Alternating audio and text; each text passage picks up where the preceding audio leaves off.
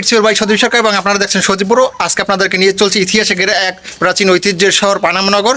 এখানের প্রতিটি দেয়ালে যেন আলাদা এক গল্প বলে। চলুন ঘুরে আসা যাক। পানামনগর নারায়ণগঞ্জ জেলার সোনারগাঁও উপজেলা অবস্থিত। ঢাকা গুলিস্তান থেকে এই জায়গায় বাস আসে, তো আমরা বাসে করে পানামনগরের দিকে রওনা হলাম।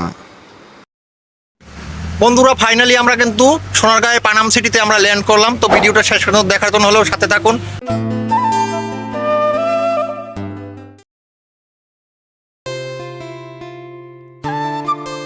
প্রথম দুটি ভবনের পরে টিকিট কাউন্টারের আগের জায়গাটুকু ঠিক এরকম।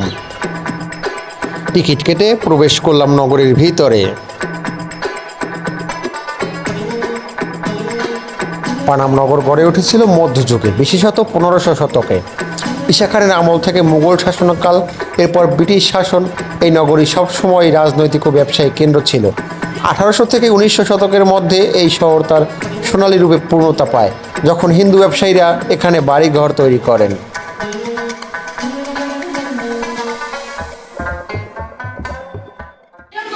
আমরা কিন্তু পানাম সিটির ভিতরে কিন্তু প্রবেশ করে ফেলেছি এবং আপনাদের আমরা ঘুরে ঘুরে দেখাবো। শেষ পর্যন্ত দেখতে হবে এবং সাথে থাকতে হবে। কাঠের খুঁটি এবং ছাদের সূক্ষ্ম অলঙ্করণ এখনও ইতিহাসের সাক্ষ্য দেয়, যেটি চিনি টিকরি কারুকাজ নামে পরিচিত। ইট ও চুনকাম ব্যবহার করে তৈরি করা হয়েছে এখানকার প্রাচীন দোতলা ও তিনতলা ভবনগুলো। এখানে দুপাশে মোট 52টি ভবন রয়েছে, যা এখন অনেকটাই জরাজীর্ণ। 1947 সালের বিভাগের পর হিন্দু ব্যবসায়ীরা ভারত চলে গেলে পানামনগর ধীরে ধীরে জনশূন্য হতে শুরু করে। এরপর 1965 সালের যুদ্ধের সময় অনেক ঘরবাড়ি দখল হয়ে যায় এবং কালের গহ্বরে হারাতে থাকে পানামের জৌলুস। ফলে 2001 সালে প্রত্নতত্ত্ব অধিদপ্তর এটিকে সংরক্ষণের উদ্যোগ নেয় এবং বর্তমানে এটি বাংলাদেশ সরকারের সংরক্ষিত পুরাকীর্তি।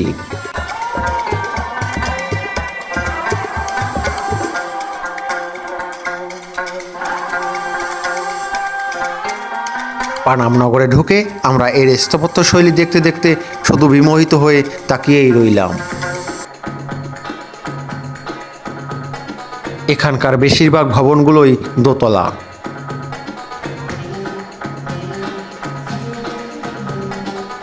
দুটি ঘাট বিশিষ্ট এই পুকুরটি বর্তমানে জলাশয়ে পরিপূর্ণ হয়েছে এবং জরাজীর্ণ অবস্থায় পড়ে রয়েছে।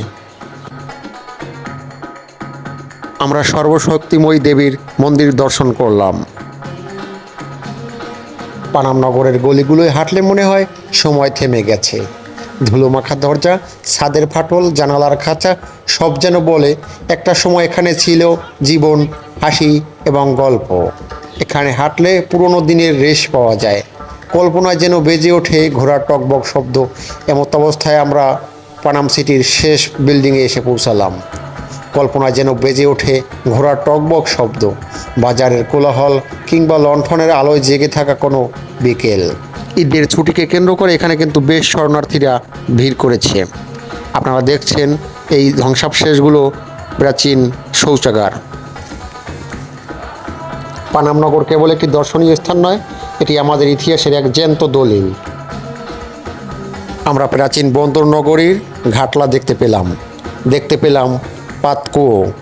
একসাথে দুইটি পাতকুয়ো আমরা পরিদর্শন করলাম।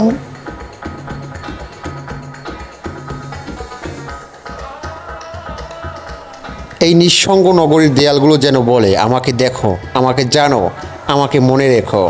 তো দর্শকবৃন্দুরা, আজকে ভিডিওটি ছিল এই পর্যন্তই। ভিডিওটি ভালো লাগলে অবশ্যই লাইক করবেন এবং বন্ধুদের সাথে শেয়ার করে মতামত দিতে ভুলবেন না। Thank you.